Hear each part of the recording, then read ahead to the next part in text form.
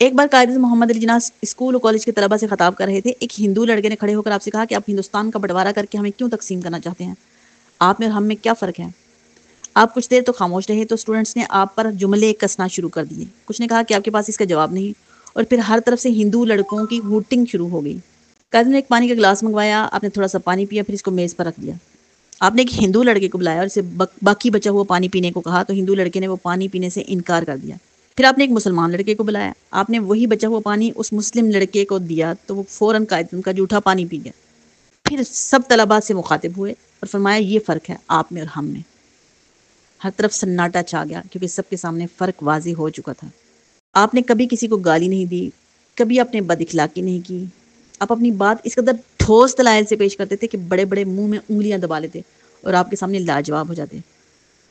قائد اعظم سے لوگوں کی محبت کا یہ عالم تھا کہ اگر کوئی آپ سے ہاتھ ملا لیتا تو وہ خوشی سے پھولا نہ سماتا اور سارا دن لوگوں کو بتاتا پھرتا کہ آج میں نے قائد اعظم سے ہاتھ ملایا ہے.